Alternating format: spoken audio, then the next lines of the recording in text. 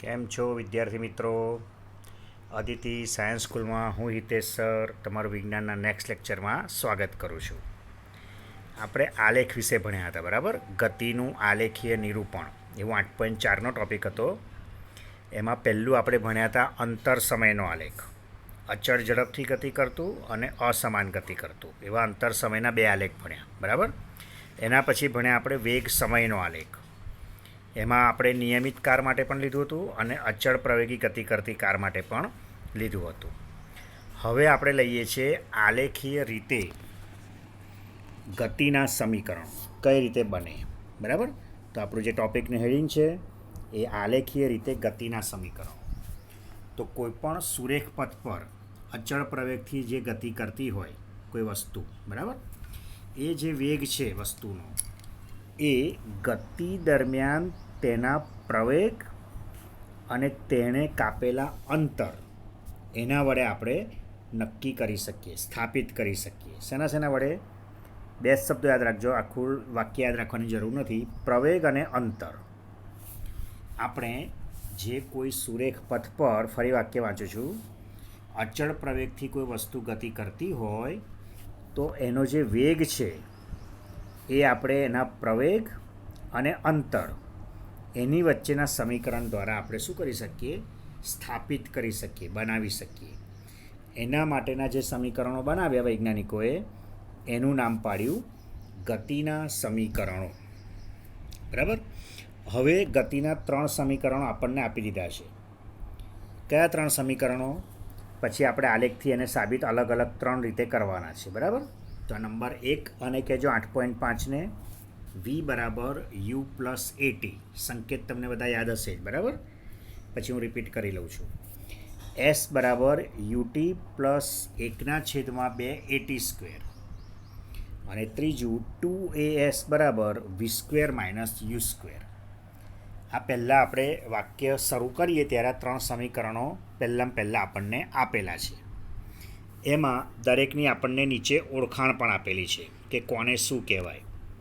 તો યુ એટલે શું? તો પ્રારંભિક વેગ, બરાબર છે?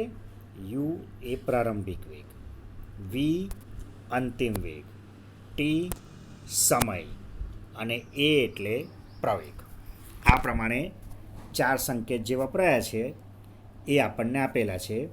ટી સમયમાં જે અંતર કપાયું તે એસ. ફરીવાર, યુ એટલે પ્રારંભિક વેગ, જે જૂની વાત તમને યાદ હશે જ. વી એટલે અંતિમ વેગ, ટી સમય, ટાઈમ, બરાબર? 2 વાર અહીંયા ટી છે. એ એટલે પ્રવેગ, એ આપણે ભણ્યા જ છીએ. અને અંતર જે કપાયું તેનું નામ છે સંકેતમાં એસ, બરાબર? હવે આપણે પહેલું સમીકરણ પર ફોકસ કરવાનું. વી બરાબર યુ પ્લસ એટી. એ જે સમીકરણ છે તે આપણને વેગ અને સમય વચ્ચેનો સંબંધ દર્શાવે છે. વેગ અને સમય વચ્ચેનો. કયું? પહેલું 5. બીજું જે છે એ સ્થાન અને સમયનો સંબંધ દર્શાવે છે, 8.6. ફરીવાર, આ પહેલું સમીકરણ આપણે બોલીશું અને બીજું બોલીશું અને પેલું ત્રીજું બોલીશું. તો વેગ અને સમય એટલે પહેલું, સ્થાન અને સમય એટલે બીજું. સમજો ધ્યાનથી, ફરીવાર બોલું છું. વેગ જોડે શું લીધું? સમય. પછી સ્થાન જોડે શું લીધું? સમય. એટલે સમય તો બેમાં આવ્યો જમણી બાજુ. વેગ, સમય, સ્થાન, ધારો કે સમય. હવે ત્રીજું જે છે તે આવી રીતે યાદ રાખી લેવાનું, વેગ અને સ્થાન. ખબર પડી? પહેલું આમ જવાનું, વેગ સમય, બીજું સ્થાન અને સમય, અને ત્રીજું વેગ અને સ્થાન. ઓકે? જો અહીંયા વેગ અને સ્થાન વચ્ચેનો સંબંધ દર્શાવે છે. ત્રીજું, ફરીવાર 8.5 હું આવું કહું છું, વેગ અને સમય. 8.6 સ્થાન અને સમય, એટલે સમય બેમાં આવ્યો, એ સમય શબ્દ કાઢી નાખ્યો ધારો કે. તો શું વધ્યું આમાં બેમાં? તો વેગ અને સ્થાન, એ ત્રીજું, વેગ અને સ્થાન, બરાબર? એટલે આ ટેકનિકથી તમે યાદ રાખી શકો. હવે આ 3 સમીકરણો ધારો કે આપણે ઉપર સ્ટાર્ટિંગમાં જે છે તે લખ્યા. હવે એને આપણે આલેખની રીતે સાબિત કરવાના છે. કઈ રીતે? આલેખની રીતે. તો અત્યારે આપણે પહેલું સમીકરણ પર ફોકસ, જે મેં સર્કલ કર્યું, વી બરાબર યુ પ્લસ ટી. એ આલેખની રીતે કઈ રીતે સાબિત થાય તે. તો પહેલું સમીકરણ કયું હતું યાદ છે ને? હમણાં જ બોલ્યા આપણે, વેગ અને સમય વચ્ચેનું સમીકરણ. વેગ અને સમય વચ્ચેનું સમીકરણ કયું? પહેલું, વી બરાબર યુ પ્લસ એ ટી. બરાબર? આ આપણે શીખવાનું છે આલેખની રીતે. તો પહેલાં હું તમને આલેખ સમજાવી દઉં. થોડુંક પ્રિન્ટિંગ ઝાંખું છે જુઓ, એટલે સેજ ધ્યાન રાખજો. તમારી પાસે ચોપડી હોય તો એ ચોપડી ઓપન કરજો. 107 નંબરનું પેજ છે ચોપડીનું, એ ખાસ રાખજો. વિડીયો પોઝ કરી દેજો અને ચોપડી ગાઈડ કંઈ પણ હોય તો એ મટીરિયલ લઈને બેસજો. તો આ પ્રમાણે આલેખ છે. પછી હું ઝૂમ કરું છું. અત્યારે આની અંદર સમજી લો. તો પહેલાં અહીંયા એ છે. હું જે બોલું છું ધ્યાન આપજો. ABCD ક્રમમાં નથી આપી એટલે આ રિપીટ કરું છું. અહીંયા એ છે, આ અહીંયા બી છે, એ લોકોએ બી અહીં પ્રિન્ટ કર્યો છે. સી જે છે એ છેક નીચે છે, કદાચ વંચાતો હશે, છેક નીચે આ બાજુ. પછી આ ઉપર જે છે ને એ ડી છે અને ઈ અહીંયા છે. આ ક્રમ છે. બરાબર? ઓ આપણું આ ઉગમ બિંદુ કહીએ તે ઓરિજિન. અહીંયા બીજું એક T1 સમય આપેલો છે. પ્રારંભિક વેગ વસ્તુનો એથી શરૂ થાય છે, ત્યાં યુ લખેલું છે, યુ. બરાબર? અને અંતિમ વેગ અહીંયા ઈની બાજુમાં નીચે છે વી. આ પ્રમાણે છે. અને આલેખ સમય વધતા વેગ વધે છે એ પ્રમાણે આ સુરેખ રેખા છે. અને પછી અહીંયા ડેશ ડેશ કરીને આ આખું બોક્સ આ પ્રમાણે આપેલું છે. બરાબર? તો આ રીતે નામ નિર્દેશન છે ABCDEનું. ફરીવાર એવું તો જોઈ લેજો, અથવા કંઈ પણ મટીરિયલ હોય તો ખુલ્લું રાખજો. આપણે પહેલું વેગ અને સમયનો આલેખ માટેનું સમીકરણ મેળવીએ. બરાબર? તો આખીને એનું વર્ણન આપણે લખવાનું છે. તો ચાલો આપણે એ શરૂ કરીએ. તો આલેખ પરથી આપણને શું મળે છે તે બધાની પહેલાં ઓળખાણ કરી દેવાની. તો અહીંયા આપ્યું છે જુઓ. હવે હું વાંચું છું અને જોડે સમજાવું પણ છું. બરાબર? તો આલેખ પરથી આપણે જોઈ શકીએ છીએ, તમે જોઈ શકો છો, નહીં લખવાનું, આલેખ પરથી આવી રીતે લખી દેવાનું, આ કાઢી નાખવાનું. વસ્તુનો પ્રારંભિક વેગ યુ ટી સમયમાં વધીને વી, જે બી બિંદુ પાસે ગયો હતો તે, મેં ક્રોસ લાઈન બતાવીને એથી બીની, આમ હતું તે. બરાબર? એના પછી વાક્ય લખ્યું, વેગ એક સમાન દર એથી બદલાય છે, જેને આપણે પ્રવેગ કહીએ છીએ તે. બરાબર? આટલું ક્લિયર થઈ ગયું હશે. એથી બી ક્રોસ લીટી બતાવી હમણાં તે. હવે શું કરવાનું છે? તો બીથી બે લંબ દોરવાના, BC અને BE. લંબ એટલે 90નો ખૂણો બનાવે. ફરીવાર અહીંયા સેજ સ્કેચ કરું છું, સેજ ધ્યાન આપજો. ધારો કે બી બિંદુ અહીં છે, એ બિંદુ આ છે, અહીંયા બી છે. તો બીથી બે લંબ દોરવાના, એક નીચે સી સુધી, તમને સમજાયું મેં, એ અહીંયા વચ્ચે છે. આ ઓરિજિન આ પ્રમાણે છે. બરાબર? અને બીજો એક લંબ દોરવાનો BE, એટલે એક આ ઊભી લીટી, આ ડાર્ક કરું છું, અને એક આ બાજુનો ભાગ, અહીંયા આપણે E લખેલું. ઓકે? આ તમારો વાય અક્ષ છે. આ રીતે. તો આપણે શું કર્યું? એ બિંદુથી બી બિંદુ સુધીમાં વેગ વધ્યો, એના માટે આ બે લંબ દોર્યા. બરાબર? એ અહીંયા આપેલું છે. BC અને BE એ સમય અને વેગના અક્ષો પર દોરેલા છે. આપણે આલેખમાં જોયું કે દર વખતે આપણે નીચે સમય લેવાનો, આડી લીટી, અને ઊભી લીટી આપણો શું હોય? વેગ. આ વેગ સમયના સંબંધનું સમીકરણ આપણે ભણીએ છીએ. બરાબર? તો આટલી વસ્તુ ક્લિયર હશે એવું માનું છું. હવે આગળ તમે આકૃતિ સતત ધ્યાનમાં રાખજો, નહીં તો કન્ફ્યુઝ થશો. અને સહેલો ટૉપિક છે પણ અઘરો લાગશે. છે એકદમ સહેલું, પણ આમાં શું છે, ફોકસ તમારું આકૃતિ પર હોવું જોઈએ. તો આકૃતિ જોઈને તમે, હું જે બોલું છું એ તમે સાંભળશો અથવા પેપર પેન લઈને બેસશો તો જલ્દી ખ્યાલ આવી જશે. બરાબર? હવે આપણે જે આકૃતિ જોઈ તેમાં, એટલે 8.8 એનો નંબર છે. બીથી આપણે બે લંબ દોરી દીધા અક્ષો ઉપર. હવે આપણો પ્રારંભિક વેગ કયો કહેવાય? તો પ્રારંભિક વેગનું નામ શું? OA. ઓથી શરૂ કરીને અહીંયા એ સુધી ગયું તે. અને અંતિમ વેગ કયો? BC. બીથી આ પ્રમાણે જે C સુધી નીચે આવ્યું તે. હમણાં હું અક્ષ દોરતો નથી. બરાબર? તો આ OA, અને અહીંયા હતું B, અને છેક નીચે OAની લીટીમાં આપણે લીધું C. બરાબર છે? ચાલો.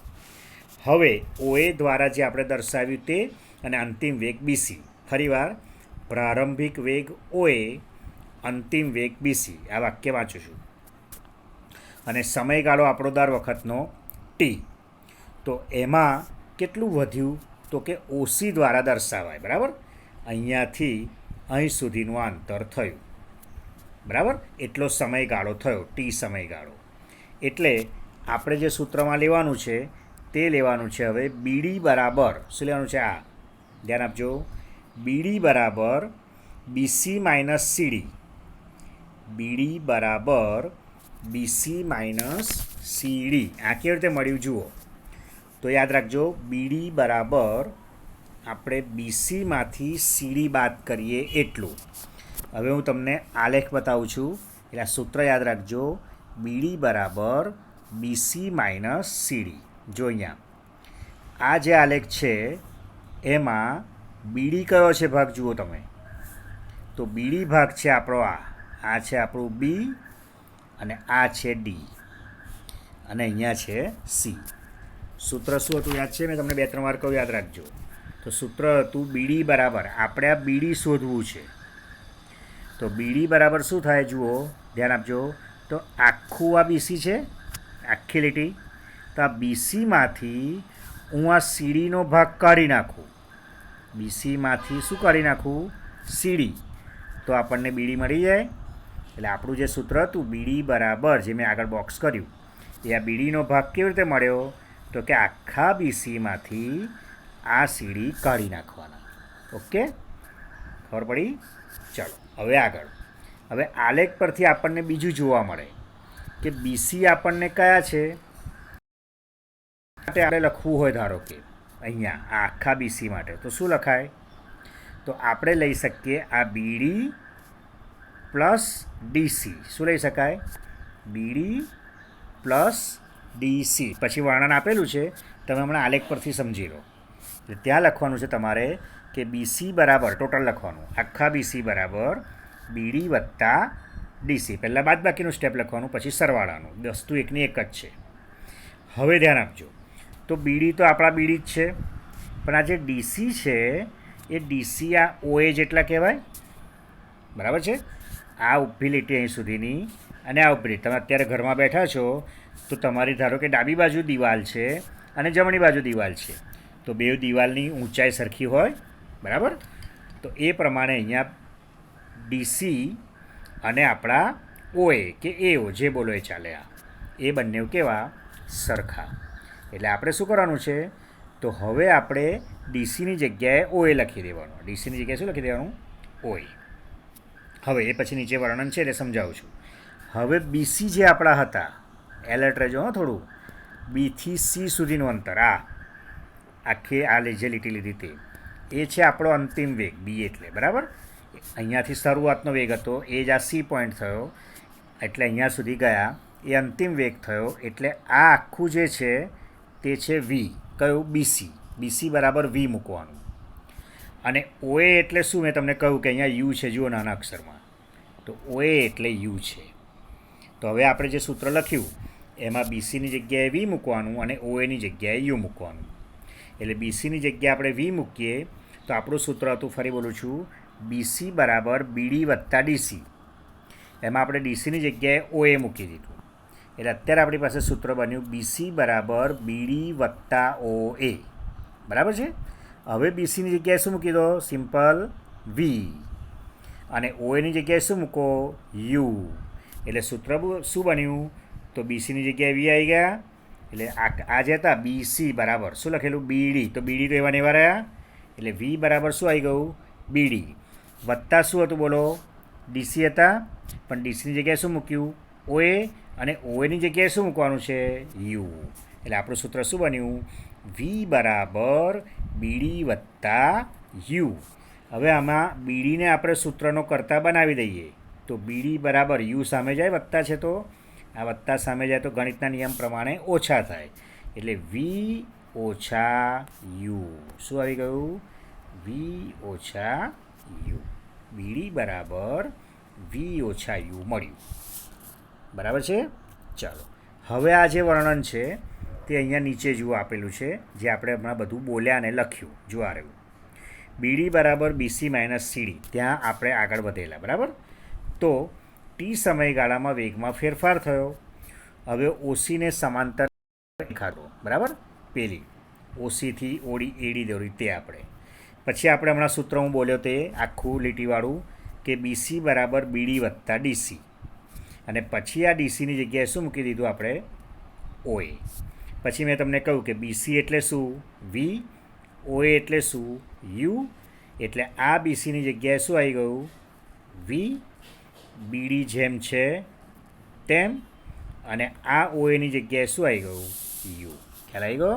અને નીચે અથવા કરીને લખ્યું કે બીડી બરાબર વી માઇનસ યુ, જે મેં તમને કહ્યું કે યુને સામે લઈ જાઓ તો તે બાદબાકી થઈ જાય. બરાબર છે? તો આ પ્રમાણે આપણને એક સમીકરણ જે અહીંયા નંબર 8.8 કરીને આપ્યું છે તે મળ્યું. કયું? બીડી બરાબર વી માઇનસ યુ. બરાબર? આ રિપીટ થયું. જુઓ ફરી બધું. પેલું આલેખની રીતે જોયું, અને આ આપણે શું જોયું? અહીંયા લખાણની રીતે. બરાબર? આ આલેખની રીતે જે મેં તમને સમજાયું બધું રહેવા જ દીધા છે ચિહ્નો, એટલે તમને ખ્યાલ આવે. બરાબર? એટલે ઉપર નીચે થઈને જોઈ લેજો, અને આ લખાણ જોઈ લેજો વારાફરતી. હવે આપણો જે વેગ સમયનો આલેખ છે તેમાં આપણે શું કર્યું? વેગમાં ફેરફાર થયો, અને વેગમાં ફેરફારને શું કહેવાય? પ્રવેગ. એટલે પ્રવેગ બરાબર શું બન્યું? પ્રવેગનો સંકેત એ બરાબર બન્યું વેગમાં થતો ફેરફાર છેદમાં તે માટેનો સમય, લીધેલ સમય, એવો શબ્દ આપ્યો છે તે. હવે વેગમાં ફેરફાર કેટલો થયો? તો બીડી જેટલો થયો, એટલે અંશમાં લખ્યું બીડી. સમય કેટલો લીધો? એડી જેટલો, એટલે બીડીના છેદમાં એડી. તો બીડી જ રાખવાના, અને એડીની જગ્યાએ શું મૂકી શકાય? ઓસી. એ ખબર પડી તમને? ફરી એડીની જગ્યાએ ઓસી, એ તમને બતાવું છું અહીંયા. એડીની જગ્યાએ ઓસી, એ કયો ભાગ છે તે જુઓ. એડી યાદ છે તમને લોકોને? ક્યાં લખેલું છે બોલો? એથી ડી સુધીનો ભાગ, આડી લીટી. અહીં જુઓ, આ એ બની આ ઓસી આડી લીટી. પેલું સમજાયું મેં તમને? આ ઊભી દિવાલવાળી વાત. હવે ઉપર જુઓ તો સીલિંગ પણ સરખી હોય અને નીચેનું ભોંયતળિયું પણ સરખું હોય, એટલે આડી લીટી. એટલે આપણે અહીંયા એ લોકોએ એડીની જગ્યાએ આપણને શું આપ્યું? ઓસી. જે અહીંયા સૂત્રમાં એડીની જગ્યાએ છેદમાં લખ્યું ઓસી, તે વાત થઈ ગઈ. બરાબર છે? અને ઓસી એટલે શું? આ આડી લીટી હતી તે. એ મેં તમને કહું અહીંયા ટી લખેલું છે, ટી સમય આલેખમાં. તો એ ટી મૂક્યો એટલે આપણું સૂત્ર બની ગયું એ બરાબર આ સૂત્રમાં બીડીના છેદમાં શું આવી ગયું? ટી. અને બીડીના છેદમાં ટી બન્યું, અને ક્રોસ ગુણાકાર કરીએ તો આપણને શું મળી જાય? તો આપણને મળે બીડી બરાબર 80.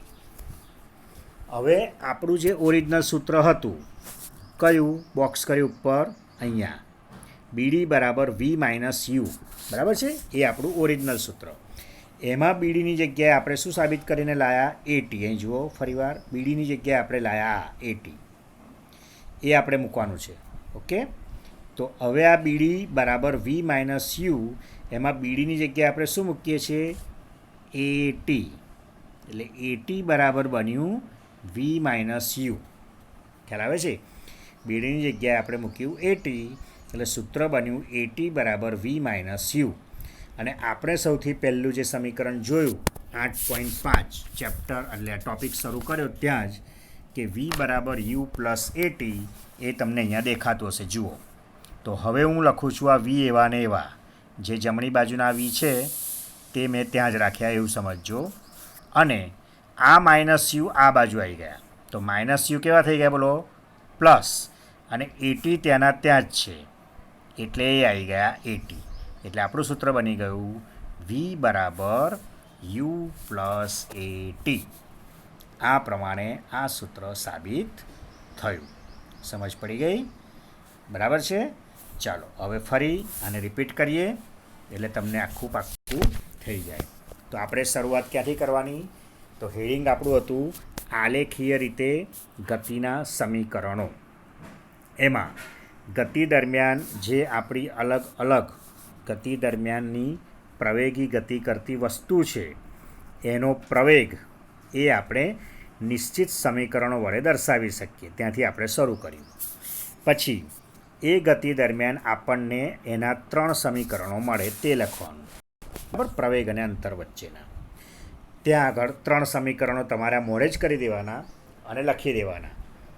હવે તમને પરીક્ષામાં વેગ અને સમયનું જે હમણાં આપણે સાબિત કર્યું એ એકલું જ પૂછે તો તમારે આ બધું કશું લખવાનું નહીં. પણ આ હું તમને રિપીટ એટલે કરું છું કે આ પ્રશ્નનો જવાબ તમારે 3 રીતે લખી શકાય અલગ અલગ, પણ ત્રણેય એકસાથે પૂછશે નહીં. એટલે તમારે બધાની ઓળખાણ કરાવવાની કે યુ શું છે, પ્રારંભિક વેગ. હવે આ વાત કરું છું, અહીં ધ્યાન રાખજો. પછી એ એટલે પ્રવેગ, વી એટલે અંતિમ વેગ, ટી એટલે સમય અને અંતર એટલે એસ. 5 વસ્તુની ઓળખાણ: U, V, A, T, S. 5 લખી દેવાનું. અને પછી તમને વેગ સમય વચ્ચેના સંબંધનું સમીકરણ પૂછે એટલે તમારી છુક ગાડીનો જવાબ અહીંથી શરૂ થાય. બરાબર? કે અચળ પ્રવેગી, આ વાક્ય લખીને આલેખ દોરી દેવાનો. અચળ પ્રવેગથી ગતિ કરતી વસ્તુનો આલેખ દર્શાવ્યો છે, આકૃતિમાં દર્શાવ્યો છે એવું લખવાનું. નંબર આકૃતિનો નહીં લખવાનું. હવે ત્યાં તમારે સપ્લિમેન્ટરીમાં જ આલેખ દોરવાનો હોય છે, ત્યાં તમને કંઈ ગ્રાફ પેપર આપે નહીં. બરાબર? તો એ તમારે જાતે જ સપ્લિમેન્ટરીમાં કાગળ પર આ રીતે આલેખ દોરી દેવાનો, વચ્ચેના કંઈ ખાના પાડવાની જરૂર નથી. મેં તમને કહ્યું તે પ્રમાણે ABCD E જે પ્રમાણે નામ આપ્યા છે તે જ લખજો. એ ધારો કે દોરાઈ ગયું. પછી આપણે શરૂઆત કરવાની વાક્યની અહીંયાથી, કે આલેખ પરથી આપણે જોઈ શકીએ છીએ કે એવું લખવાનું, તમે શબ્દ નહીં લખવાનો. આપણે જોઈ શકીએ છીએ કે વસ્તુનો પ્રારંભિક વેગ શું છે, યુ, ટી સમયમાં વહીને બી બિંદુ પાસે એ વી જેટલો થાય છે અને એ જેટલા સમાન દરથી બદલાય છે. પછી ત્યાં 2 લંબ દોરવાના, BC અને BE. પ્રારંભિક વેગનું નામ OA, અંતિમ વેગનું નામ BC, સમયગાળો T. અને પછી લખવાનું આ સૂત્ર કે BD બરાબર BC માઇનસ CD, બાદબાકીવાળું. એના પછી OCને સમાંતર AD રેખા દોરો એ પોઈન્ટ, અને એના ઉપરથી આ સૂત્ર લખવાનું BC બરાબર BD વત્તા DC. આનો જવાબ છે ને તમે લખીને તૈયાર કરજો. તમે એકદમ વાંચશો ને તો નહીં જજમેન્ટ આવે, પણ જોડે લખતા રહેજો. એટલે એકવાર આખો વિડીયો જોઈ લો, પછી તમારે શું કરવાનું, આ જવાબ લખી નાખવાનો. એ લખીને 2-3 વાર લખીને તૈયાર કરશો ને, થોડું સમજતા જવાનું, લખતા જવાનું, મોડે કરતા જવાનું, લખતા જવાનું. તમારે તમારી રીતે 3 ભાગ પાડી દેવાના જવાબના. એક ભાગ તૈયાર કરવાનો, લખી નાખવાનો, બીજો ભાગ તૈયાર કરવાનો, લખી નાખવાનો, ત્રીજો ભાગ કરીને લખી દેવાનો, એટલે યાદ રહી જશે. બરાબર? આ લખીને જવાબ મોડે કરવાની રીત છે. મોડે ગોખવા બેસશો ને તો લોચા પડશે. બરાબર? ચાલો, પછી હમણાં કહ્યું તે પ્રમાણે કે ડીસીની જગ્યાએ આપણે શું મૂકી દીધું, OA. એટલે અત્યારે તમારે સૂત્ર યાદ રાખવાનું, BC બરાબર BD વત્તા OA. આ યાદ રાખવાનું. આવું BD વત્તા DC યાદ નહીં રાખવાનું. આવું BC બરાબર BD વત્તા OA યાદ રાખવાનું. હવે BCની જગ્યાએ શું મૂકીએ છીએ, V. ધ્યાન આપજો. BD એવા ને એવા અને OAની જગ્યાએ U. એટલે આપણને મળ્યું આ V બરાબર, BCની જગ્યાએ V મૂક્યું ડાબી બાજુ, BD એવા ને એવા લખ્યા અને OAની જગ્યાએ U મૂક્યું. આ 2 કિંમતો મૂકી. બરાબર? પછી મેં કહ્યું તે પ્રમાણે BD રહેવા દીધા, U વત્તા છે, સામે ગયા ઓછા થાય, એટલે V માઇનસ U મળી ગયું. ઓકે? હવે આગળ અહીંયા પ્રવેગનું સૂત્ર લખવાનું. વેગમાં થતો ફેરફાર છેદમાં સમય. પછી સૂત્રમાં વેગમાં કેટલો ફેરફાર થયો હતો કે BD જેટલો, છેદમાં શું લખવાનું, AD. સમજાયું આગળ? બરાબર? એટલે BD બરાબર ADની જગ્યાએ શું મૂકી દેવાનું, OC. પણ OCની જગ્યા તો શું છે, OC તો આપણો ટાઈમ છે, T. એટલે આપણું સૂત્ર બની ગયું A બરાબર BD ના છેદમાં T. પછી ક્રોસ ગુણાકાર કર્યો એટલે BDની જગ્યાએ શું આવી ગયું, AT. આ BDની જગ્યાએ AT અહીં મૂકી દીધા આમાં. બરાબર? એટલે AT બરાબર V માઇનસ U મળ્યું. જુઓ આ રહ્યું. અને AT બરાબર V માઇનસ U મળ્યું, એને સામે લઈ ગયા એટલે V બરાબર શું બની ગયું, U પ્લસ AT. તો આ પ્રમાણે આપણને પહેલું સમીકરણ વેગ અને સમયનો સંબંધ દર્શાવતું સમીકરણ સાબિત થયું. બીજું સમીકરણ અને ત્રીજું એ નેક્સ્ટ લેક્ચરમાં લઈશું. અત્યારે આટલું જ. સમજાયું એ પ્રમાણે વાંચતા રહેજો અને લખીને જવાબ તૈયાર કરજો. ચાલો, બધાને ઓલ ધ બેસ્ટ.